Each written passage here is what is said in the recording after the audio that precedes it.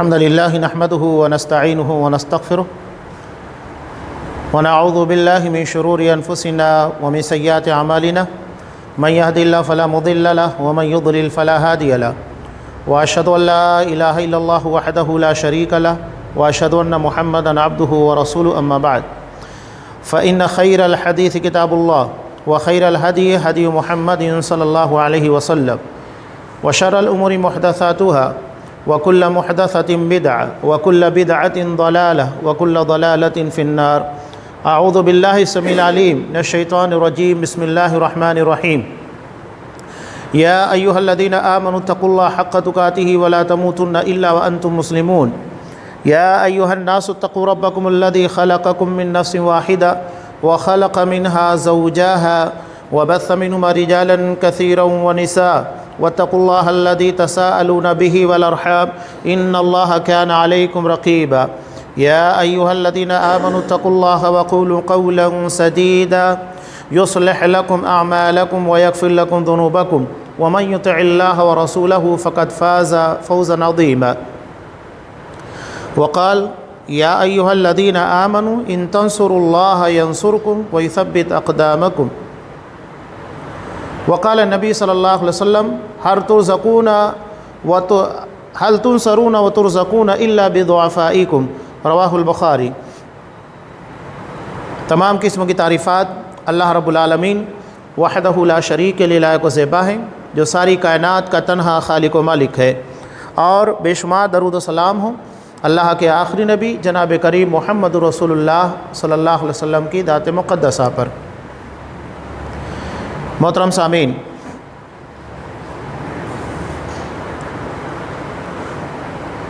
آپ صلی اللہ علیہ وسلم جب تک مکہ میں تھے تو وہاں دین کے مطابق عمل کرنا بڑا مشکل تھا، پابندیاں تھیں، یہاں تک کہ کعبۃ اللہ میں نماز بھی نہیں ادا کر سکتے تھے، چاہے جائے کہ مسجد کو قائم کیا جائے اور وہاں سے باقاعدہ اسلام کی ترویج اور نشر و اشاعت کا کام ہو۔ لیکن مدینہ آنے کے بعد یہ ساری سہولیات اللہ نے مہیا کر دی۔ انصار مدینہ، جنہوں کو اسلام کی مدد کرنے، مسلمانوں کی مدد کرنے کی بنیاد کے پر انصار کہا جاتا ہے، یعنی مددگار، ناصر کی جمع ہے انصار، مدد کرنے والے۔ آپ صلی اللہ علیہ وسلم مدینہ پہنچنے سے پہلے دعوتی اعتبار سے ایسا زبردست کام کروایا کہ مدینہ جانے کے بعد وہاں اسلام اجنبی نہیں رہا، اجنبیت کو ختم کرنا چاہیے، بہت ضروری ہے۔ چنانچہ آپ صلی اللہ علیہ وسلم سے جب پہل حج کے موسم میں قریب 2 سال پہلے کچھ انصار ملاقات کرتے ہیں، مدینہ کے افراد اور مسلمان ہوتے ہیں، تو آپ صلی اللہ علیہ وسلم نے ان لوگوں کے لیے حضرت مصعب بن عمیر رضی اللہ تعالیٰ عنہ کو داعی بنا کر بھیجا۔ حضرت مصعب بن عمیر رضی اللہ تعالیٰ عنہ نے کیا کیا؟ انصار کے ایک ایک گھر میں اسلام پہنچایا۔ خاص طور سے انہوں نے سب سے پہلے انصار کے قبیلوں کے سرداروں کو دعوت دی، اور جب یہ مسلمان ہونے لگے تو بقیہ آگے کے کام آسان ہو گئے، اس لیے کہ جو قبیلے کا سردار ہوتا ہے لوگ اس کی بات مانتے ہیں اور اس کے کہے کے مطابق چلتے ہیں۔ چنانچہ انہوں نے بڑی حکمت کے ساتھ دعوت کا کام کیا، یہاں تک کہ ہجرت سے پہلے والا سال تھا جس میں 72 افراد نے گھاٹی میں رات کے وقت آپ صلی اللہ علیہ وسلم سے ملاقات کی، اور ان لوگوں نے آپس میں مشورہ کر لیا تھا کہ کب تک ہم اللہ کے رسول صلی اللہ علیہ وسلم کو مکہ میں یوں ہی بھٹکتا ہوا اور قریش کے رحم و کرم پر چھوڑ دیں گے۔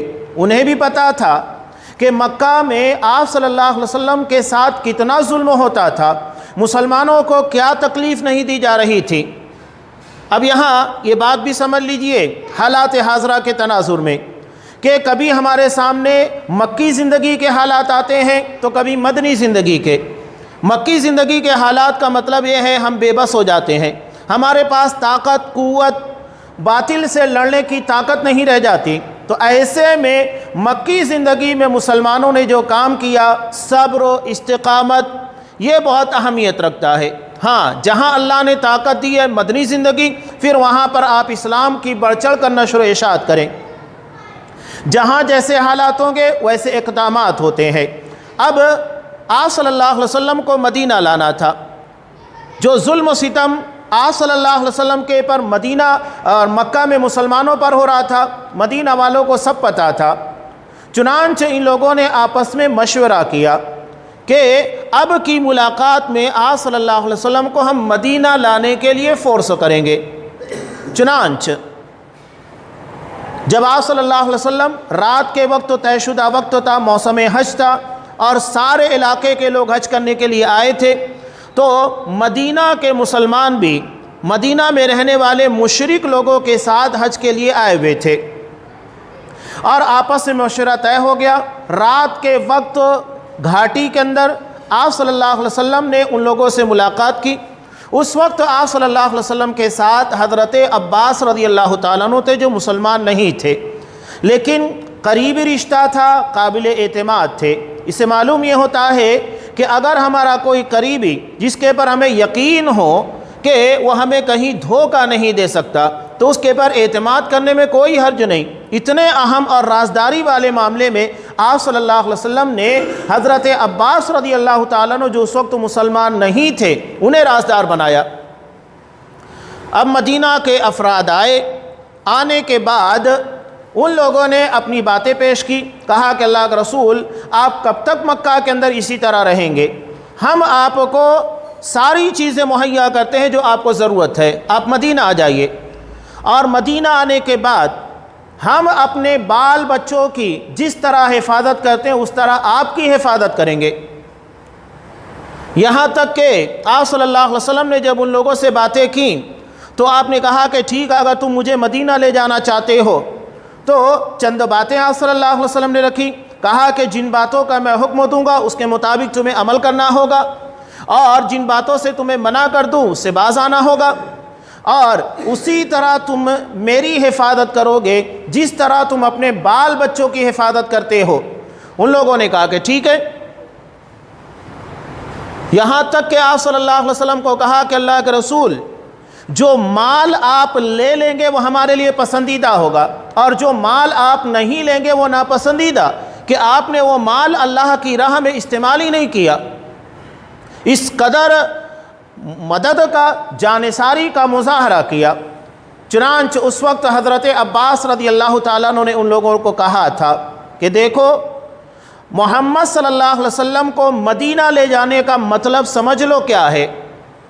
سارے عرب کی دشمنیاں مول لینا ہے، پورا عرب تم لوگوں کا دشمن بن جائے گا۔ تو اگر تمہارے اندر اس بات کی ہمت ہے کہ سارے عرب کا مقابلہ کر سکتے ہو تو کوئی بات نہیں ہے، لے جاؤ، ورنہ یہ ہمارے درمیان بہتر ہے، ہم جیسے بن سکے گا ان کی حفاظت کریں گے۔ انصار نے کہا کہ نہیں، ہم یہ بات ٹھان کر آئے ہیں کہ ہم محمد صلی اللہ علیہ وسلم کو مدینہ لے کر جائیں گے۔ چنانچہ آپ صلی اللہ علیہ وسلم سے ساری باتیں ہو گئی، معاہدہ ہو گیا۔ معاہدہ ہونے کے بعد اب مسلمانوں کو اجازت مل گئی کہ یہ مدینہ کی طرف ہجرت کریں۔ ہجرت کرنا شروع کیے، اور آپ صلی اللہ علیہ وسلم کا بھی اس معاملے کے اندر عمل دیکھیے۔ پہلے عام اصحاب کرام کو مدینہ بھیج دیا، اس لیے کہ مشرکین مکہ کا اصل نشانہ اور ٹارگیٹ آپ صلی اللہ علیہ وسلم کی ذات گرامی تھی۔ اب عام مسلمان جا رہے ہیں، مشرکین مکہ کو اس کے پر کوئی اتنی فکر مندی کا اظہار نہیں تھا۔ وہ دیکھ رہے ہیں کہ محمد صلی اللہ علیہ وسلم ہمارے درمیان ہے، کوئی مسئلہ نہیں۔ چنانچہ کیا ہوا، بالکل اخیر میں جب تمام اصحاب کرام مدینہ چلے گئے، سوائے ان لوگوں کے جو مکہ میں مجبور تھے، معذور تھے، جنہیں زبردستی روک لیا گیا تھا، جانے نہیں دیا جا رہا تھا، یہاں ہجرت کے ایسے انمٹ نقوش ملتے ہیں، حیران رہ جاتے ہیں۔ عقبہ بن ابی معیط جو انتہائی بدترین دشمن تھا محمد رسول اللہ صلی اللہ علیہ وسلم کا، اللہ نے اسی کے گھر میں اسی کی بیٹی کو مسلمان بنا دیا، اسلام کی توفیق دی۔ نتیجہ کیا ہوا، یہ اکیلی مسلمان تھی۔ یہ عقبہ بن ابی معیط اتنا نالائق تھا کہ ایک مرتبہ آپ صلی اللہ علیہ وسلم کعبۃ اللہ میں نماز ادا کر رہے تھے، سجدے کی حالت میں تھے۔ اسی وقت ابو جہل کہتا ہے کہ کون ہے جو محمد صلی اللہ علیہ وسلم کے پر اونٹ کی اوجڑی لا کر پھینک دے۔ اتنے میں یہ بدمعاش اٹھتا ہے اور اونٹ کی ایک اوجڑی لاتا ہے، آپ کے سر کے پر رکھ دیتا ہے۔ اس کے بوجھ کی وجہ سے آپ صلی اللہ علیہ وسلم سجدے سے اپنا سر نہیں اٹھا پاتے۔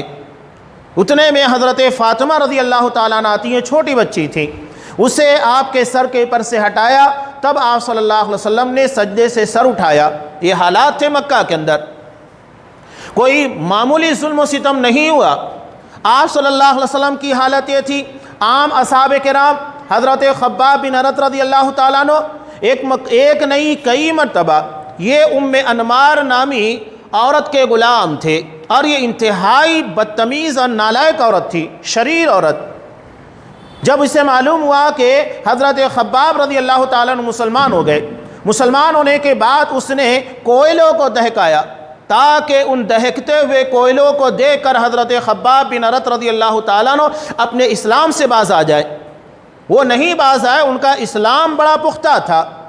میں نے خطبہ مسنونہ کے فوراً بعد سورہ محمد کی جو آیت آپ لوگوں کے سامنے پیش کی، اسی تناظر کے اندر اللہ فرماتا ہے یا ایھا الذین آمنوا، اے ایمان والو۔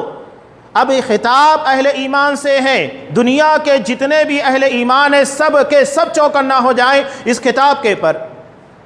اللہ کہتا ہے ان تنصروا اللہ، اگر تم اللہ کے دین کی مدد کرو گے، اللہ کی یعنی اس کے دین کی مدد کرنا، ینصرکم، اللہ تمہاری مدد کرے گا، ویثبت اقدامکم، اور اللہ تمہارے قدموں کو جما دے گا، یعنی کوئی تمہارا بال بیکا نہیں کر سکتا اور تمہیں مٹا نہیں سکتا۔ یہ اللہ کے دین کی مدد کا فائدہ ہے، اور وہی چیز میں بتا رہا ہوں ایک لمبی تمہید کے ساتھ۔ حضرت خباب رضی اللہ تعالیٰ عنہ کو سامنے کوئلوں کو دہکایا گیا، لٹا دیا گیا ان کے پر، وہ اس سے باز نہیں آئے، یہاں تک کہ ان کے جسموں کے پر ایک بھاری پتھر رکھ دیا گیا تاکہ وہ ہل نہ سکے۔ سوچئے اگر ہمیں ذرا سا آگ چھو لیتی ہے، ہمارا جسم تلملا اٹھتا ہے، اچانک ہم کسی گرم چیز کو چھو لیں، پریس کرتے ہوئے اگر ہمارا ہاتھ اس کے پر لگ جاتا ہے تو ہمارا جسم تلملا اٹھتا ہے، حالانکہ وہ ایک لمحے کا ہوتا ہے۔ اور یہاں تو دہکتے ہوئے کوئلوں کے پر حضرت خباب بن ارت رضی اللہ تعالیٰ عنہ کو ایک لمحے کے لیے نہیں بلکہ جب تک کوئلے ٹھنڈے نہیں ہو جاتے تب تک کے لیے انہیں لٹا دیا جاتا تھا۔ یہ موت سے بدتر عذاب تھا۔ انسان مرتا بھی ہے تو ایک ہی مرتبہ میں مر جاتا ہے، یا تھوڑی دیر دکھ اور تکلیف کو برداشت کرنے کے بعد ختم ہو جاتا ہے۔ یہاں تو مسلسل اتنی سخت تکلیف دی جا رہی تھی کہ انسان موت کی تمنا کرے، اور یہ ایک مرتبہ نہیں تھا، کئی مرتبہ ان کے ساتھ اسی طرح کیا گیا، لیکن نتیجہ کیا ہوا؟ ایمان اتنا مضبوط تھا کہ یہ ساری تکالیف بے معنی بے حیثیت ہو گئی۔ تو ایمان جتنا پختہ ہوگا انسان اتنے بڑے بڑے دکھ، مصائب اور آزمائشوں سے گزر جائے گا۔ اصحاب کرام جیسا کہ بخاری کی روایت ہے، ان ساری چیزوں کو لے کر آپ صلی اللہ علیہ وسلم کے پاس آئے، شکایت کی، کہا کہ مشرکین مکہ بہت تنگ کر رہے ہیں، بہت تکلیفیں دی جا رہی ہیں۔ تب آپ صلی اللہ علیہ وسلم نے ان لوگوں کے سامنے پہلوں کے واقعات کو رکھا، کہا کہ تم سے پہلے جو لوگ تھے انہیں زمین میں گاڑ دینے کے بعد آروں سے چیر دیا جاتا تھا، اور جسموں کے پر لوہے کی کنگھیوں سے جسموں کے گوشت کو نوچ لیا جاتا تھا، لیکن یہ ساری تکالیف، سارے عذاب، ان ساری چیزوں نے انہیں دین سے باز نہیں کیا، وہ دین کے پر جمے رہے۔ ابھی جلدی کر رہے ہو، یقیناً اللہ کی مدد آئے گی، الا ان نصر اللہ قریب، یقیناً اللہ کی مدد قریب ہے۔ لیکن کب؟ جب ہم اللہ کے دین کی مدد کریں گے تب اللہ کی مدد آئے گی، اس کے بغیر اللہ کی مدد آنے والی نہیں ہے۔ ہم یہ سوچیں کہ ہم دین کے مطابق عمل بھی نہ کریں، دین کی مدد بھی نہ کریں، دین کو پھیلانے کے لیے جو کاوش ہو سکتی ہے وہ نہ کرے، خود بھی عمل نہ کرے، دوسروں کو بھی دعوت نہ دے، اور اس کے بعد اللہ کی طرف سے ہمارے لیے رحمتوں اور برکتوں کے دروازے کھول دیے جائے؟ نہیں، محنت کرنا ہوگا، جستجو کرنا ہوگا۔ انصار نے کیا کیا تھا؟ کہا کہ اللہ کے رسول، ہم آپ کی اپنے بچوں کی طرح حفاظت کریں گے، جو مال آپ لیں گے وہ ہمارے لیے پسندیدہ، جو نہیں لیں گے ناپسندیدہ۔ ساری چیزوں کو داؤں کے پر لگا دیا، اور جب آپ صلی اللہ علیہ وسلم مدینہ ہجرت کر کے گئے، سب سے پہلے مسجد نبی کو قائم کیا تاکہ مسلمانوں کے لیے ایک مرکز ہو، اور یہاں سے پھر جو کام ہوا پوری دنیا کے اندر آج اگر مسلمان ہیں تو یہ اسی مرکز مسجد نبوی کا ثمرہ ہے، اس کا پھل ہے۔ وہاں جو آپ صلی اللہ علیہ وسلم نے اصحاب کرام کی جماعت کو تیار کیا، آج وہی جماعت کی کوششوں کا نتیجہ ہے کہ دنیا کے ایک ایک چپے کے اندر مسلمان نظر آتا ہے۔ انہوں نے اللہ کے دین کی مدد کی، اللہ کے دین کو پھیلانے کے لیے جو بن سکا وہ لگایا، جان کی قربانی دینے کی ضرورت پیش آئی، جان قربان کیا۔ قربانی کا عالم کیا تھا آپ کو پتا ہے؟ اپنی جان کی قربانی۔ ایک انسان کے لیے اپنی جان بڑی عزیز ہوتی ہے۔ جنگ احد کے موقع پر جب دشمنوں کا نشانہ آپ صلی اللہ علیہ وسلم کی ذات گرامی تھی، پانسا پلٹ چکا تھا اور مسلمان بڑے تکلیف میں آ گئے تھے، اس لیے کہ شروع میں کیا معاملہ ہوا؟ شروع میں یہ مسئلہ ہوا تھا کہ اللہ نے مسلمانوں کو غلبہ دیا، اب وہ مسلمانوں نے مال غنیمت کو جمع کرنے لگ گئے، اس کے پیچھے لگ گئے۔ آپ صلی اللہ علیہ وسلم نے پیچھے کا جو درہ تھا، جو مسلمانوں کے پیچھے کا حصہ تھا، وہاں پر 50 تیر اندازوں کو تعینات کیا تھا اور کہا تھا کہ کسی بھی حالت میں جب تک میں تمہیں حکم نہ دوں تب تک تمہیں اس جگہ سے ہٹنا نہیں ہے۔ لیکن ان لوگوں نے آپ صلی اللہ علیہ وسلم کے حکم کے مطابق ثابت قدمی نہیں دکھائی۔ دیکھا کہ دیگر مسلمان اصحاب کرام یہ مال غنیمت کو جمع کر رہے ہیں تو کہا کہ اب مسلمان فتح یاب ہو چکے ہیں، لہٰذا ہمیں بھی مال جمع کرنا چاہیے۔ حالانکہ وہاں پر آپ صلی اللہ علیہ وسلم نے جنہیں کمانڈر بنایا تھا انہوں نے منع کیا، کہا کہ دیکھو اللہ کے رسول نے کہا تھا کسی بھی حالت میں جب تک میرا آرڈر نہ آئے تمہیں یہاں سے ہٹنا نہیں ہے، اللہ کے رسول کا حکم نہیں آیا ہے، ہمیں نہیں ہٹنا چاہیے۔ 40 تیر اندازوں نے جگہ چھوڑ دی۔ پیچھے سے کئی مرتبہ حضرت خالد بن ولید رضی اللہ تعالیٰ عنہ جس وقت مسلمان نہیں تھے، موقع کی تلاش میں تھے، اب دیکھا کہ یہاں پر 50 کے بجائے صرف 10 تیر انداز ہیں، یہ ان لوگوں پر حملہ کرتے ہیں، ان کو شہید کرتے ہیں، راستہ ملتا ہے، جا کے مسلمانوں کو پیچھے سے حملہ کرتے ہیں۔ نتیجہ کیا ہوتا ہے؟ ایک تو مسلمان پیچھے سے حملہ ہوا، بعد میں جو مشرکین پلٹ کر بھاگ رہے تھے یہ آ گئے کہ ہماری کمک، ہماری رسد پیچھے سے آ چکی ہے۔ اب مسلمان چکی کے دو پاڑ کے درمیان پس رہے تھے۔ ایسے میں مشرکین نے آپ صلی اللہ علیہ وسلم کی ذات گرامی کو ٹارگیٹ کیا۔ جانثاری کا عالم میں آپ کو بتا رہا ہوں، صحابہ کتنے جانثار تھے، دین کی مدد کا جذبہ، سب سے اہم چیز اپنی جان کی قربانی بالکل قربان کر دیں گے اللہ کے رسول صلی اللہ علیہ وسلم کے لیے، اللہ کے دین کے لیے۔ حملہ انتہائی سخت تھا، یہاں تک کہ جب مشرکین نے حملہ آپ صلی اللہ علیہ وسلم کو ٹارگیٹ کر کے شدید انداز میں کیا، پہلے ایک انصاری صحابی آ کر کھڑے ہوئے، اپنا سینہ آگے کر دیا اللہ کے رسول صلی اللہ علیہ وسلم کے سامنے، تیر آتا اپنے سینے کے پر، ہاتھوں کے پر روکتے جاتے، پیٹھ نہیں کیا، سینوں کے پر، ہاتھ کے پر روکتے جاتے، اور نہیں جب ہو سکا جان قربان کر دی، شہادت کا نذرانہ حاصل کر لیا۔ ایک شہید ہوئے، دوسرے صحابی آئے، وہ شہید ہوئے، تیسرے، یہاں تک کہ یکے بعد دیگرے 14 اصحاب کرام نے آپ صلی اللہ علیہ وسلم کی جان کی حفاظت میں اپنی جان کو قربان کیا تھا۔ یہ ہے جان کی قربانیاں۔ جنگ احد کے اندر دیکھیے، میدان بدر میں دیکھیے، جنگ حنین دیکھیے، کتنی جنگیں ہیں، سینکڑوں کی تعداد میں اصحاب کرام نے قربانیاں پیش کی اللہ کے دین کی حفاظت کے لیے۔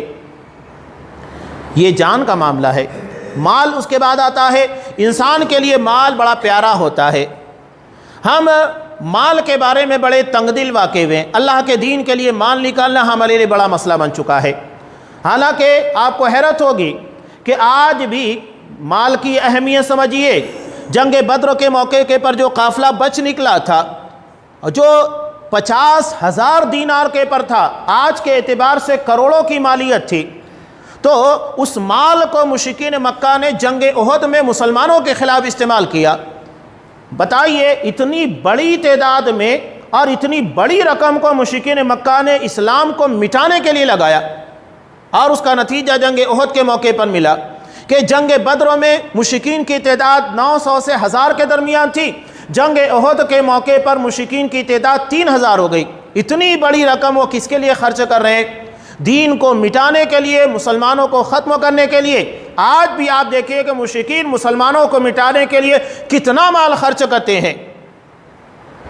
قرآن بھی اس کو کہتا ہے نا سورہ انفال میں، ان الذین کفروا युनफ़िक़ून अमवालहुम लियसुद्दू अन सबीलिल्लाह, कि जो लोग काफिर हैं, कुफ्र कर रहे हैं, ये अपना माल खर्च कर रहे हैं, किस लिए? ताकि अल्लाह के दीन से लोगों को रोक सकें। अल्लाह के दीन से रोकने के लिए अपना माल खर्च कर रहे हैं। तो क्या हम अल्लाह के दीन को फैलाने के लिए अपना माल खर्च नहीं कर सकते? ये अहमियत है। आज भी ईसाइयों में जो मुतदय्यन होते, दीनदार ईसाई होते हैं, जैसा कि हमारे अंदर दीनदार, दीन का जज्बा रखने वाले होते हैं, ऐसे ईसाइयों में भी होते हैं। ये अपनी पेमेंट के मिलने के बाद सबसे पहले उसका 10वां हिस्सा निकालते हैं। अगर 10,000 रुपया पेमेंट है तो पहले 1,000 रुपया निकालेंगे, ले जाकर चर्चों के अंदर पादरी के हवाले करेंगे ताकि उसके ज़रिए से चर्च के सारे अखराजात पूरे किए जाए। बकिया 9,000 अपने घर ले जाते हैं। क्या हमारे यहाँ ये जज्बा है? हमारे यहाँ तो इस्लाम ने आसानी दी कि हम साल में साहिब हैसियत होने की बुनियाद के पर अपने माल का 40वां हिस्सा ज़कात में निकालें। क्या हम ये खर्च करते हैं? जब तक हम अल्लाह के दीन के लिए माल खर्च नहीं करेंगे, दीन का काम आगे नहीं बढ़ेगा। हर चीज़ की ज़रूरत पेश आती है। कहीं आपको वक्त देना होगा, कहीं पर आपको माल खर्च करना होगा, कहीं पर आपको अपना इल्म लगाना होगा। हर चीज़ की ज़रूरत पड़ती है दीन की तरवीज और नशर इशाअत के अंदर। जो सलाहियत आपने दी है, अल्लाह ने आपको दी है, आप उसको लगाइए। अल्लाह ने आपको इल्म दिया है, दीन की समझ है, दीन को समझाने का मलका है, तो आप उसे लोगों तक पहुंचाने की कोशिश कीजिए। अल्लाह ने आपको माल दिया है, माल के ज़रिए दीन की तबलीग कीजिएगा। अल्लाह ने आपको वक्त दिया है, दीन के लिए वक्त लगाइएगा। तो ये मामला जंग तबूक का मौका, असहाब किराम ने कितनी कुर्बानियाँ दी। आप सल्लल्लाहु अलैहि वसल्लम ने ऐलान किया, जंग तबूक बहुत बड़ा मामला था। वक्त की सुपर पावर रूमियों से लड़ना था। आप सल्लल्लाहु अलैहि वसल्लम ने एक लंबे सफ़र के लिए, जबकि खजूरों के पकने का वक्त करीब था, ये दरअसल असहाब किराम के लिए तरजीहात की जंग थी कि हम दुनिया को तरजीह देते हैं या तो आखरत को और दीन के मामले को। हमारे लिए यहाँ पर मसला है, कहीं हमारा कारोबार सामने आता है, कहीं वक्त का मामला आता है, कहीं कोई और चीज़ सामने आती है। ऐसे में हम किसको तरजीह देते हैं ये समझ में आता है। जिस चीज़ को तरजीह देंगे वो हमारे नज़दीक अहमियत के हामिल है। अगर हम दीन के मुकाबले में कारोबार को, माल को अहमियत देंगे, वक्त नहीं देंगे, इसका मतलब यह है कि हमारे नज़दीक दीन की अहमियत नहीं बल्कि दुनिया की अहमियत है। कुरान वही कहता है ना, बल तुसिरून हयात दुनिया, तुम तो दुनियावी ज़िंदगी को तरजीह देते हो, वल आखिरतु खैरुन व अबका, जबकि आखिरत सबसे बेहतर, हमेशा बाकी रहने वाली है, कभी फ़ना होने वाली ज़िंदगी नहीं है। आप सल्लल्लाहु अलैहि वसल्लम ने ऐलान किया, कौन है जो अल्लाह की राह में 100 ऊँट देगा, मैं उसे जन्नती होने की बशारत देता हूँ। 100 ऊँटों का बैक वक्त मुतालबा किया। और उस वक्त तो मदीना कोई बहुत बड़ा शहर नहीं था, आबादी होगी 15, 20, 30 हज़ार की, इससे ज़्यादा नहीं। आपके दौलताबाद के एतबार से ही अंदाज़ा लगा दीजिए कि बस इतना ही बड़ा होगा। इतने में आप सल्लल्लाहु अलैहि वसल्लम ये ऐलान कर रहे हैं, मुतालबा कर रहे हैं 100 ऊँटों का।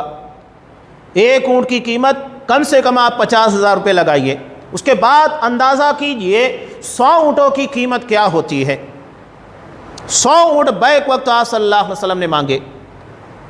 हज़रत उस्मान गनी रज़ी अल्लाह ताला अन्हु खड़े हुए, कहा कि अल्लाह के रसूल 100 ऊँट मैं देता हूँ, जन्नती होने की बशारत मुझे दीजिए। कितना बड़ा माल का हिस्सा उन्होंने अल्लाह के दीन के लिए, जन्नत को हासिल करने के लिए लगाया। अल्लाह वही कह रहा है ना, इन तंसुरुल्लाह यंसुरकुम, कि अगर तुम अल्लाह की यानी उसके दीन की मदद करोगे, अल्लाह तुम्हारी मदद करेगा। हम कितना अल्लाह के दीन के लिए माल खर्च कर रहे हैं, वक्त लगा रहे हैं, लोगों को इस्लाम से जोड़ने की कोशिश कर रहे हैं। नमाज का पाबंद बनाना और मस्जिदों से जुड़े रहना, दीन की पाबंदी और शरीयत की बातों को बताकर, ताकि वो अपनी तिजारत, अपने मामलात में शरीयत के अहकाम को फॉलो करें। कितना कर रहे हैं? ये सवालात हैं, ये मुहासबे का वक्त है, जायज़ा लेना है कि कितना हम अल्लाह के दीन की मदद कर रहे हैं। और ये 100 ऊँट नहीं, 7 मरतबा सल्लल्लाहु अलैहि वसल्लम ने कहा, 7 मरतबा हज़रत उस्मान गनी खड़े हुए, बैक वक्त 700 ऊँट, करोड़ों की मिल्कियत उन्होंने अल्लाह के दीन के लिए दी। उसके बाद 100 घोड़े मांगे, 100 घोड़े भी दे दिए। یہاں تک کہ جب آپ صلی اللہ علیہ وسلم رات کے وقت مسجد نبی میں بیٹھے تھے، اپنے جبے کی آستین میں 1000 دینار سونے کی اشرفیہ لا کر نبی کی خدمت میں پیش کر دیا۔ اللہ کے رسول نے کہا کہ قط یا عثمان بس کرو، کتنا اللہ کی راہ میں دو گے؟ اشہد لک بالجنہ، میں تمہیں جنتی ہونے کی بشارت دیتا ہوں۔ جس کو جو بن پڑا وہ لا کر دیا۔ حضرت عمر فاروق رضی اللہ تعالیٰ عنہ دین کو سمجھنے کے لیے، دین کا علم حاصل کرنے کے لیے، چونکہ یہ نواحی مدینہ میں رہتے تھے جو کہ مسجد نبی سے دور کا علاقہ تھا، تو انہوں نے اپنے پڑوسی سے باقاعدہ معاہدہ کیا تھا۔ معاہدہ کیا تھا کہ ایک دن تم اللہ کے رسول صلی اللہ علیہ وسلم کے ساتھ رہو گے تاکہ دن بھر جو باتیں آپ صلی اللہ علیہ وسلم کہیں گے اسے سنو گے اور رات کے وقت آ کر مجھ سے شیئر کرو گے۔ دوسرے دن میں جاؤں گا اور ساری باتیں سنوں گا، رات کے وقت تمہیں بتا دوں گا۔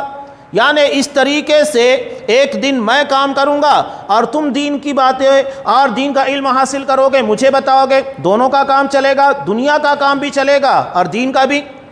اندازہ لگائیے، اس طریقے سے مہینے میں 15 دن وہ دین کا علم حاصل کرنے کے لیے لگا رہے ہیں اور 15 دن وہ اپنے کاروبار، اپنی معیشت میں لگا رہے ہیں۔ کتنا وقت دیتے تھے؟ کیا ہم اتنا وقت دیتے ہیں؟ آج ہمیں افسوس ہوتا ہے، خطبات جمعہ کے لیے آدھا گھنٹہ پون گھنٹہ ہم نہیں دیتے ہیں۔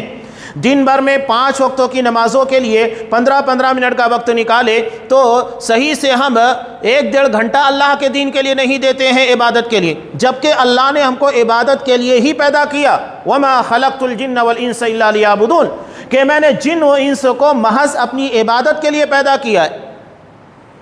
باقی سارے کام ثانوی حیثیت رکھتے ہیں، دنیا کمانا، کاروبار کرنا، اسلام اس سے منع نہیں کرتا ہے، لیکن ترجیحات اللہ کے دین کے مطابق عمل کرنا، اس سے جڑے رہنا ہے۔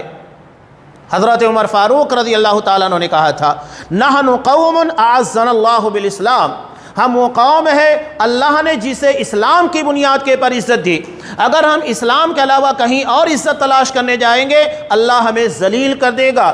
اگر ہم اسلام کے خلاف یا اسلامی اصولوں کے مطابق نہیں چلیں گے تو اللہ ہمیں عزت نہیں دے گا۔ اور اسلام کے مطابق چلنے کے لیے اسلام کا علم حاصل کرنا، اس کی تعلیمات سے روشناس ہونا، اس کے لیے وقت دینا ضروری ہے، تب ہماری زندگی کے اندر وہ بدلاؤ آئے گا جو اللہ تبارک و تعالیٰ اس آیت کے اندر مطالبہ کر رہا ہے، ان تنصروا اللہ ینصرکم، کہ اگر تم اللہ کے دین کی مدد کرو گے اللہ تمہاری مدد کرے گا۔ اور ہم اللہ کی مدد کے کتنے محتاج اور کتنے ضرورت مند ہیں یہ ہر کسی کو سمجھتا ہے۔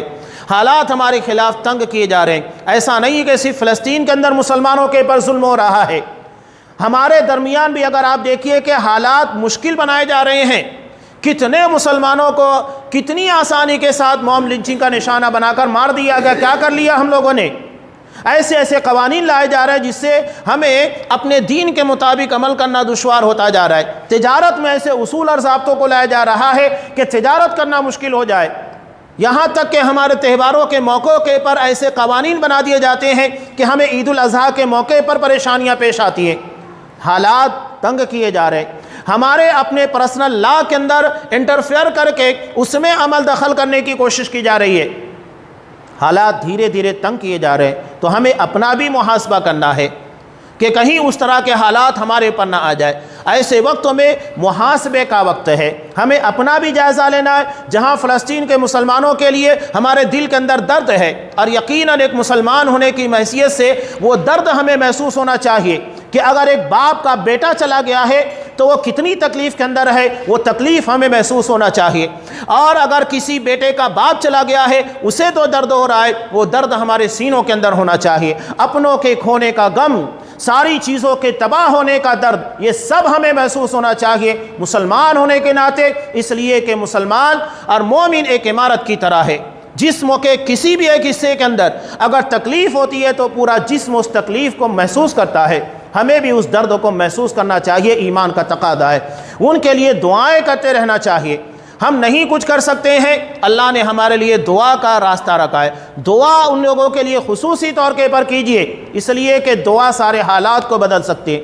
اللہ تبارک و تعالیٰ ہی ساری چیزوں کے پر قدرت رکھنے والا، قابو رکھنے والا، احاطہ کیے ہوئے ہے۔ وہ صاف کہتا ہے کہ ان تصبروا وتتقوا، اگر ہم صبر اور تقوی اختیار کریں گے، لا یضرکم کیدہم شیئا، دشمنوں کی سازش تمہارا بال بھی کا نہیں کر سکتی، کچھ نقصان نہیں پہنچا سکتی، اللہ کا وعدہ ہے۔ لیکن ہمیں صبر کرنا ہوگا، یعنی دین کے پر جمے رہنا ہوگا، تقوی یعنی اللہ کے حکموں کے خلاف کوئی کام نہیں کرنا ہوگا، اس سے ہمیں اپنے آپ کو بچانا ہوگا۔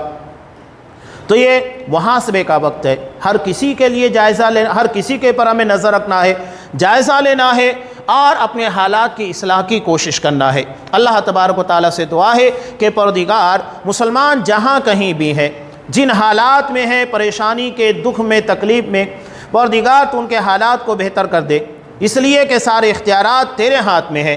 ہم ان کے لیے دعا کرتے ہیں، وہ درد ہم محسوس کر رہے ہیں جو مظلوم فلسطینی مسلمان یا دنیا میں کہیں بھی کوئی مسلمانوں کے پر ظلم و ستم ہو رہا ہے، وہ درد ہمیں محسوس ہوتا ہے علم ہونے کے بعد۔ پروردگار ہم کچھ نہیں کر سکتے، لیکن تو قادر ہے، ہر چیز پر قدرت رکھنے والا۔ پروردگار ان کے حالات کو بہتر بنا، ان کے جان مال عزت و ناموس کی حفاظت فرما۔ پروردگار ہمیں ان حالات کے تناظر میں اپنا جائزہ لینے کی توفیق دے، جو خرابیاں، جو گمراہیاں ہمارے اندر ہیں، پروردگار ان تمام گمراہیوں اور خرابیوں سے ہمیں محفوظ کر دے، ہمیں تیرے دین کے مطابق عمل کی توفیق دے، تیرے دین کی مدد کی توفیق عنایت فرما، تاکہ تیری مدد ہمیں مل سکے اور ہمیں ثابت قدمی عنایت فرما، جب تک ہمیں دنیا میں رکھ، اسلام کے پر اور ہمارا خاتمہ ایمان کے پر فرما۔